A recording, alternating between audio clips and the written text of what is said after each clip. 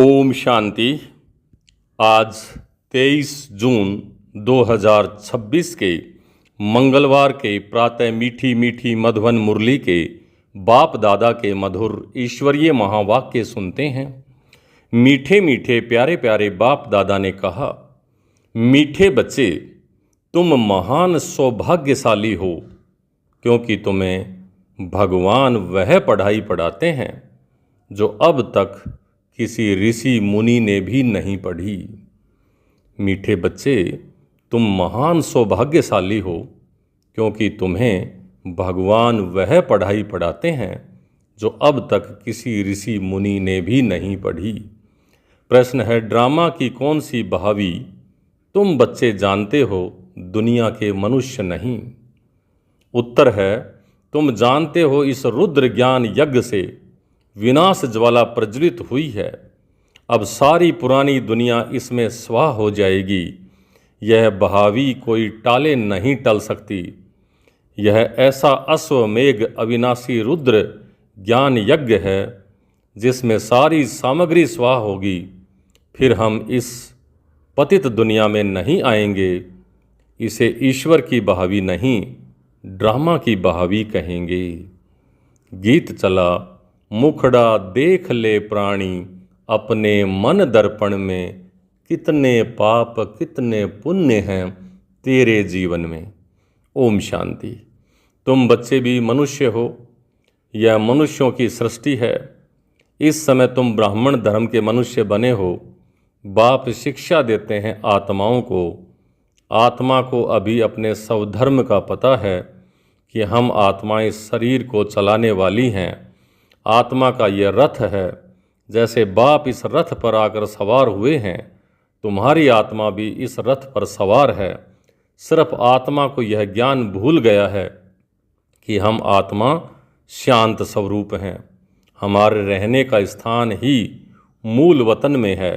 यह शरीर हमको यहाँ मिलता है। ऐसे ऐसे अपने साथ बातें करनी हैं।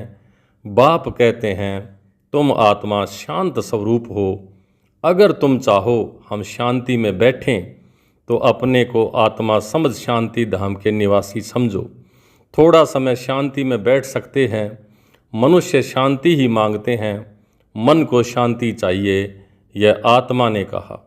परंतु मनुष्य यह नहीं जानते हैं कि मैं आत्मा हूँ। यह भूल गए हैं। एक कहानी भी है ना, रानी के गले में हार पड़ा था और ढूंढती थी बाहर। तो बाप भी समझाते हैं, शांति तो तुम्हारा स्वधर्म है। बच्चों ने समझा है, हम आत्माएं शांत स्वरूप हैं। यहाँ आई हैं पार्ट बजाने। इन ऑर्गन से डिटैच हो जाते हैं तो आत्मा शांत है। आत्मा अपने स्वधर्म शांति में जितना चाहें बैठ सकती है। चाहे हम इस शरीर से काम ना करें तो शांत में बैठ जाओ। यह है सच्ची शांति। इनको तुम ढूंढते नहीं, तुम्हारा स्वधर्म शांत है। अभी यहाँ पार्ट बजा रहे हैं। बाप द्वारा मालूम पड़ा है, हमने 84 जन्मों का पार्ट बजाया। इन 84 जन्मों के चक्र का कोई को पता नहीं, सिर्फ तुम बच्चे ही समझते हो। पहले हम सूर्यवंशी राजा व प्रजा थे, फिर चंद्रवंशी, सो फिर वैश्यवंशी, सो शूद्रवंशी बने। अब फिर से हमको सूर्यवंशी बनना है। तुम बच्चे सृष्टि के आदि मध्य अंत को जान गए हो। तुम कितने सौभाग्यशाली हो। बाप तो यथार्थ बात समझाते हैं। यह है ही सदगति मार्ग। यह समझाना है कि सर्व का सदगति दाता एक है। अभी जान गए हो। हमको बाबा आकर 21 जन्मों के लिए सदगति प्राप्त करा रहे हैं।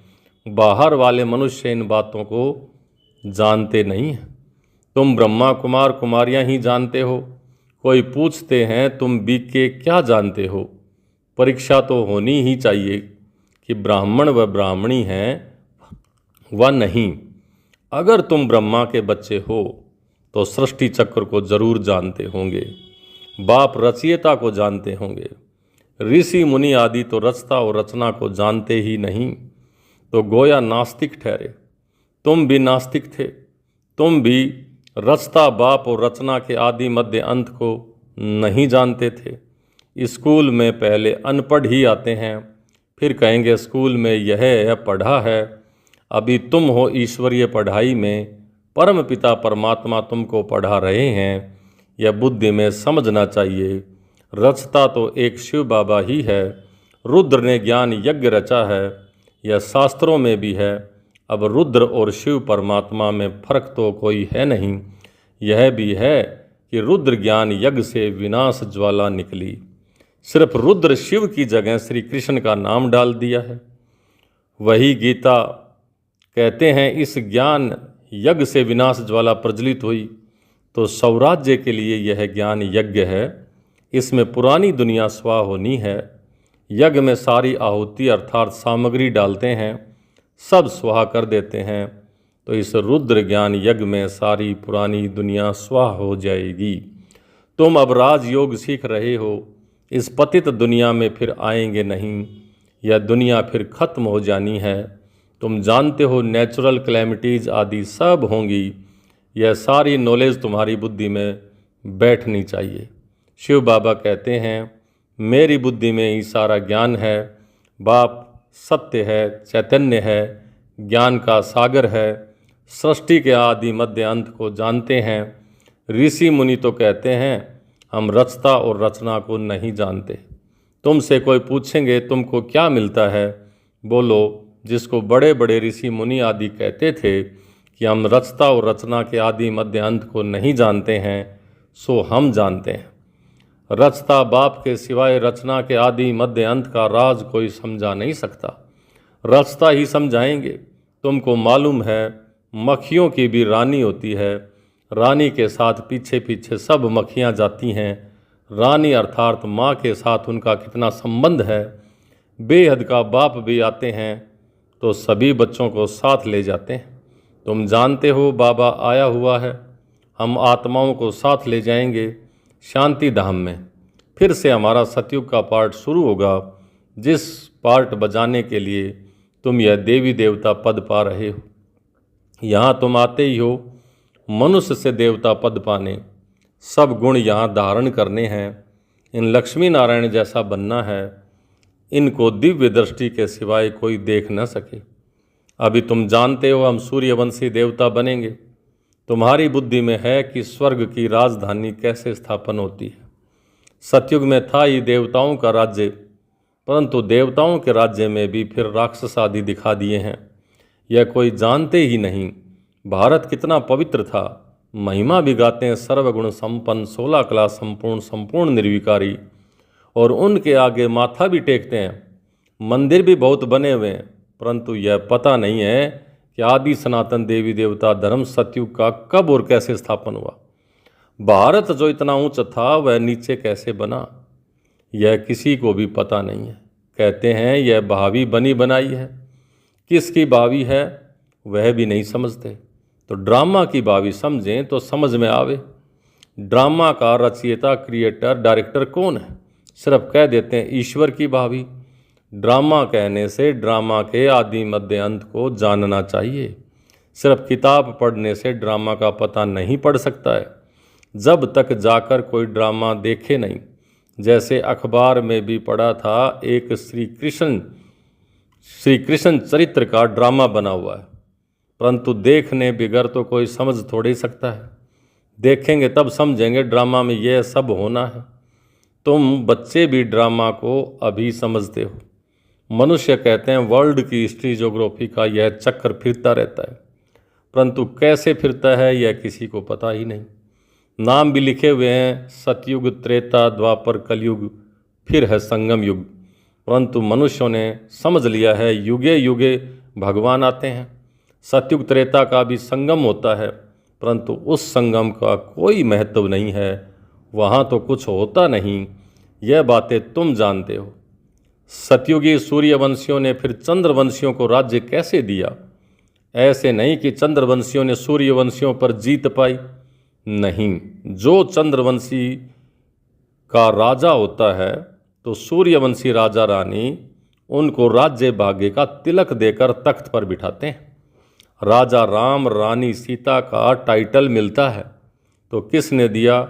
कहेंगे सूर्यवंशियों ने ट्रांसफ़र किया, अब तुम राज्य करो। जो सीन तुम बच्चों ने साक्षात्कार में देखी है, बाकी कोई लड़ाई आदि की बात नहीं है। जैसे किसी को राजाई दी जाती है वैसे देते हैं, उन्हों के पैर आदि धोकर उनको राज्य तिलक देते हैं। वहाँ कोई गुरु गोसाई तो होते नहीं हैं। अब तुम बच्चों की बुद्धि में है कि हम देवी स्वभाव वाले बनते हैं। सूर्यवंशी चंद्रवंशी राज्य में हम कितने सुखी होंगे। बाबा हमको दुख से निकाल सुख में ले जाते हैं और कोई सुखी बना ना सके। साधु लोग खुद भी चाहते हैं हम शांति धाम में जावें। बाप कहते हैं मैं इस साधुओं आदि का भी उद्धार कर सबको शांति धाम में ले जाता हूँ। सन्यासी तो आते ही द्वापर में हैं। स्वर्ग में हम देवताएं ही रहते हैं, वहाँ भी सेक्शन अलग अलग हैं।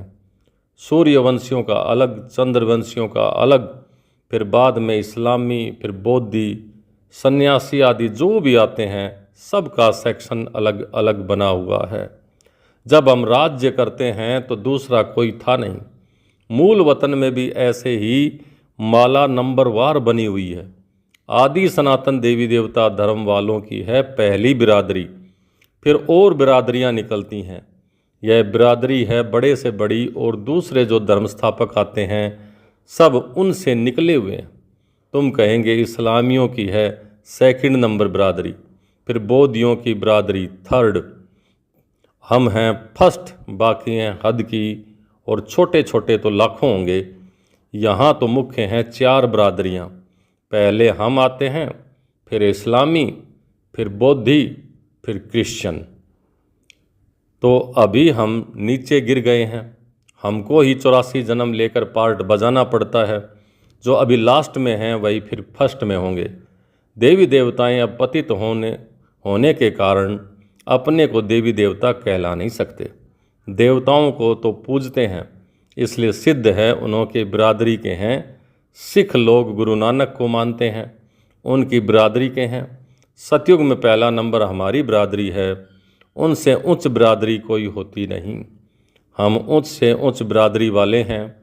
हम सबसे जास्ती सुख भोगते हैं, फिर वही कंगाल बनते हैं। सबसे जास्ती दुखी यह हैं, कर्जा भी यह लेते रहते हैं। कितने साहूकार थे, अभी कितने गरीब हैं। सब कुछ गंवा बैठे हैं। ये है ही दुख धाम। अब बाप फिर तुमको सुख धाम का मालिक बनाते हैं, बाकी सब चले जाएंगे शांति धाम। आधा कल्प तुम सुख भोगते हो, बाकी सब शांति धाम में रहते हैं। चाहते भी हैं हम मुक्ति में जाएं। सुख को काग विष्ठा के समान समझते हैं, उनको सुख धाम का अनुभव ही नहीं है। तुमको अनुभव है, महिमा भी गाते हैं, परंतु पतित होने के कारण भूल गए। अब बाप याद दिलाते हैं, हे भारतवासी, तुम देवी देवता धर्म के हो। द्वापर से नाम बदली कर दिया है। देवता धर्म वाले ही पतित बन गए हैं। गाते भी रहते हैं, हे पतित पावन आओ। बाप ने बताया है तुम कितने जन्म पावन दुनिया में थे, कितने जन्म पतित दुनिया में हैं। अब फिर पावन दुनिया में जाना है। यह पाठशालाओं की पाठशाला है, यज्ञों का यज्ञ है। सारी पुरानी दुनिया इसमें खत्म होनी है। होलिका जलाते हैं, यह सब पर्व अभी के हैं। आत्मा चली जाएगी, बाकी शरीर खत्म हो जाएंगे। यह नॉलेज कोई सन्यासी आदि दे न सकें। गीता में कुछ है, परंतु आटे में लून नमक मिसल ज्ञान प्राय लोप हो जाता है। शिव बाबा कहते हैं हमने यह यज्ञ रचा है, इसमें तन मन धन सब स्वाहा करते हो, जीते जी मरते हो। यह ज्ञान तुमको अभी मिल रहा है। अच्छा, मीठे मीठे सिख लिधे बच्चों प्रति मात पिता बाप दादा का याद प्यार और गुड मॉर्निंग। रूहानी बाप की रूहानी बच्चों को नमस्ते। हम रूहानी बच्चों की रूहानी बाप दादा को याद प्यार, गुड मॉर्निंग और नमस्ते। धारणा के लिए मुख्य सार। पहला, सुख धाम में जाने के लिए अपना दैवी स्वभाव बनाना है। ड्रामा के आदि मध्य अंत के राज को बुद्धि में रख हर्षित रहना है। सबको यही राज समझाना है। दूसरा, स्वराज्य लेने के लिए इस बेहद यज्ञ में जीते जी अपना तन मन धन स्वाहा करना है। सब कुछ नई दुनिया के लिए ट्रांसफ़र कर लेना है। आज का वरदान, अपने मस्तक द्वारा तीसरे नेत्र का साक्षात्कार कराने वाले सच्चे योगी भव। अपने मस्तक द्वारा तीसरे नेत्र का साक्षात्कार कराने वाले सच्चे योगी भव। यादगार में योगी के मस्तक पर तीसरा नेत्र दिखाते हैं। आप सच्चे योगी बच्चे भी हो, अपने मस्तक द्वारा तीसरे नेत्र का साक्षात्कार कराने के लिए सदा बुद्धि द्वारा एक बाप के संग में रहो। एक बाप दूसरे हम, तीसरा न कोई। जब ऐसी स्थिति होगी तब तीसरे नेत्र का साक्षात्कार होगा। अगर बुद्धि में कोई तीसरा आ गया तो फिर तीसरा नेत्र बंद हो जाएगा। इसलिए सदैव तीसरा नेत्र खुला रहे, इसके लिए याद रखना कि तीसरा न कोई। स्लोगन है, प्रसन्न चित्त बनना अर्थात परेशान होना। प्रश्न यानी प्रश्नों को अपने चित्त में रखना अर्थात परेशान होना और परेशान करना। प्रसन्न चित्त बनना अर्थात परेशान होना और परेशान करना। ये अव्यक्त इशारे। सदा हर्षित रहने के लिए अपनी नेचर को सरल बनाओ और सहनशील बनो। जो जैसे कर्म करता है वैसा उनका नाम भी पड़ता है। कर्म यदि श्रेष्ठ है तो नाम पड़ेगा श्रेष्ठ मणि। श्रेष्ठ मणि बनने के लिए मन वाणी कर्म में सरलता और सहनशीलता, यह दोनों गुण आवश्यक हैं। अगर सरलता है और सहनशीलता नहीं तो भी श्रेष्ठ नहीं। इसलिए सरलता और सहनशीलता दोनों साथ साथ चाहिए। अच्छा, ओम शांति।